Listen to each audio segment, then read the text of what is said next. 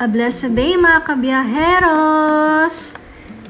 It's a beautiful Sunday morning at eto, biyahe ulit tayo with our very own Sir Ronnie, ang ating mabait at professional pilot ng ating RC van.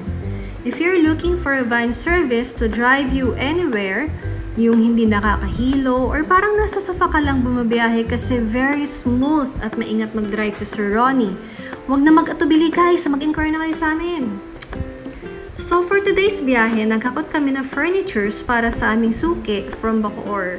Dumating kami sa pick-up point ng 7 AM and natapos kami mag-load ng gamit ng around 7:30. And then after that, bumiyahe na kami papuntang Subic, Zambales. Ang ganda ng lugar na yan guys. So ang ruta namin is from Ross Boulevard going to Harbor Link. Hindi na kami nag-skyway kasi Sunday naman at clear ang kalsada sa traffic. So, napaka-smooth ng biyahe namin, especially nang marating namin ng NLEX. Nag-exit na kami sa San Simon and pinagtasan namin ng San Fernando and Guagua, Pampanga up to Dinalupihan, Bataan. Hanggang darating na namin ng Olongapo by 11:30 in the morning.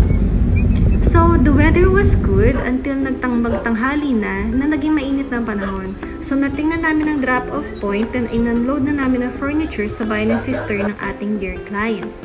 It was another blessing for us kasi niyaya muna kami mag-lunch na may-ari ng bahay.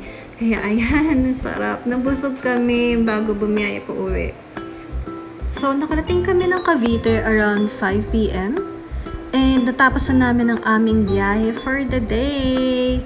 It was really enjoyable guys dahil hindi kami na-stuck sa traffic. Hindi rin masyado napagod si Sir Ronnie dahil very smooth ang biyahe namin. Walang ka-traffic-traffic.